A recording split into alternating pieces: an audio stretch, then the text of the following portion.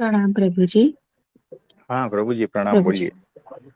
प्रभु जी, वचनामृत में ऐसा कहा गया है कि अगर आज्ञा पालन में थोड़ी चूक हो जाए तो भी चल हम्म। जाता है माफी मांगने से।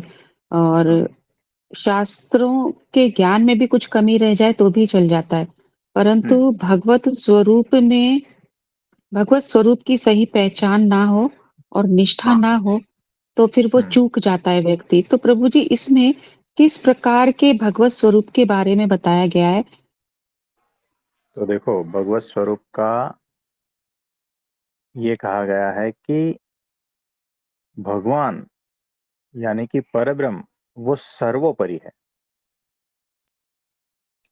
ये स्वरूप अगर मेरी समझ में नहीं आता है ना, तो मैं क्या करता हूं पता है? मैं काल को सर्वोपरि मान लेता हूं। यानी लोग कहते हैं ना, जैसी काल की मर्जी, है ना, समय समय बलवान। यानी समय को ऊपर रखा है ना, भगवान से ऊपर समय को रखा है। यानी भगवत स्वरूप को समझने की मेरी चूक हो गई। फिर मैं कहता हूं सब मोह माया है ना, सब माया का खेल है। हम क्या कर सकते हैं? यानी भगवान से ऊपर माया को रखा है ना। फिर लोग ये कहते हैं सारा कुछ कर्मों का खेल है, कर्म के आगे किसकी चलेगी, भगवान की भी नहीं चलती है। ये कहने वाले ये भी चूक जाते हैं, क्योंकि कर्म को भगवान से ऊपर रख दिया है। यानी परम परमात्मा एकमात्र सर्वोपरि है, यानी सबसे ऊपर है। ये समझ दृढ़ होनी चाहिए। आप समझे? यानी किसी का कुछ भी नहीं चलता, एकमात्र परमात्मा का ही चलता है। ये समझ दृढ़ होनी चाहिए। ये जब निष्ठा होगी तो परफेक्ट है। यानी आज्ञा पालन में थोड़ी चूक हो गई तो माफी मांगने से चल जाएगा। लेकिन भगवान का ये जो स्वरूप है ना, सर्वोपरि, वो समझने में चूक हो गई तो तुम भटक जाओगे, फिर मोक्ष नहीं है। तो भगवान एकमात्र सर्वोपरि है। फिर सर्व करता हरता है। यानी सब कुछ वही कर रहा है, किसी के भी माध्यम से, काल कर्म और माया के माध्यम से भी, लेकिन अल्टीमेट करता हरता वही है। करता भी वही है और हरता भी वही है। आप समझे? यानी आपकी जीवन को संवारने वाला भी वही है और बिगाड़ने वाला भी वही है। याद रखना, ये दोनों करता है वो। तो एकमात्र परमात्मा परब्रह्म वही सारा कुछ करता और हरता है। तो दो चीज हो गई, सर्वोपरि, सर्व करता हरता। सदा दिव्य, यानी माया है ही नहीं उसे। सदा यानी हमेशा से वो दिव्य ही है, माया से पार ही है, माया उसको छूती भी नहीं। और उन्हीं का ही एक स्वरूप माया है ना, इस तरह से।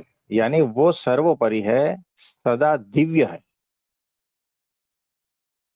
माया में प्रवेश करने के बाद भी वो दिव्य है। इसीलिए उनमें मनुष्य भाव लाना ही नहीं है, माइक भाव देखना ही नहीं उसमें, दिव्य भाव ही रखना है। तो ये है तीसरा स्वरूप। भगवान के स्वरूप की बात हो रही है। तो सर्वोपरि, दिव्य, सर्व करता हरता। फिर सदा साकार है। यानी कोई कहता है ना कि ये स्वरूप है, ज्योति स्वरूप, बिंदु स्वरूप और निर्गुण स्वरूप और क्या कहते हैं निराकार स्वरूप और ये वो सब, ये सारे झूठे हैं। यानी वो सदा साकार है। सदा यानी कभी साकार हुए कभी साकार नहीं हुए, ऐसा नहीं है। सदा साकार ही है। अगर ये बात समझने में गड़बड़ हो गई तो भी चूक गए, मोक्ष नहीं होगा। तो चार बात हो गई, सदा दिव्य, सर्वोपरि, सर्वकर्तार्ता, सदा साकार, और पांचवी बात सदा प्रगट।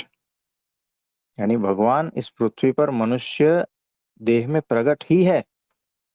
यानी मनुष्य जन्म जब से हुआ है तब से वो प्रकट ही है, लेकिन मिलन नहीं होता। तो लोग चूक जाते हैं कि भगवान तो हो गए तो हो गए, बस अभी नहीं है। और जो प्रगट में नहीं मानता है और प्रगट में निष्ठा नहीं है, तो वो भी चूक जाएगा। यानी जो कोई कहता है ना कि भगवान प्रकट होते ही नहीं, वो चूक गया, समझना उसका मोक्ष अभी नहीं है। जब वो समझेगा तब। तो जो ये पांच भगवान के स्वरूप को समझता है ना, उनके स्वरूप में निष्ठा बैठ जाती है ना, फिर उसका कल्याण हो गया, बात खत्म हो गई। इसमें अगर चूक गए ना तो मोक्ष चूक गए, आज्ञा में चूक गए ना तो उसका उपाय है। और क्या कहा था? जी यही कहा था कि शास्त्र भी ना अच्छे से समझ आए तो भी चलेगा, हाँ, परंतु बराबर। सर्वोपरि पने पर और स्वरूप में निष्ठा रखनी चाहिए। और हाँ, एक बात और थी प्रभु जी की, इसमें भी चूक हो जाती है कि जो भगवान ने अवतार लिए थे, उनको भी हाँ, हम भगवान के इक्वल मान लेते हैं। तो वो हाँ, भी उसमें लिखा था कि नहीं, वो उनके भी ऊपर हैं। हाँ, सर्व अवतार के अवतारी, यानी जितने भी अवतार हो चुके हैं, जितने भी अब तक भगवान हो चुके हैं, जितने भी देवी देवताएं हो चुके हैं और है अभी, वो सारे के सारे से भी ऊपर परब्रह्म है। परब्रह्म परमात्मा के ही सारे अवतार हैं, जितना भी पकड़ लो, है ना कहीं रूप में, डायरेक्ट इनडायरेक्ट सब कुछ। यानी वो सर्वोपरि है, सर्वकर्ता हर्ता, सदा दिव्य, सदा साकार, सदा प्रगट, सर्व अवतार के अवतारी। ये वैसे है, इस तरह से समझना है, और इसी में ही निष्ठा दृढ़ करनी है।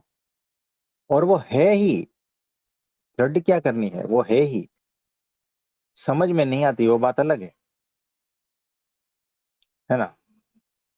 तो यही उपासना है, और ये सर्वोपरि उपासना है, अक्षर पुरुषोत्तम की उपासना है। ये ब्राह्मी स्थिति,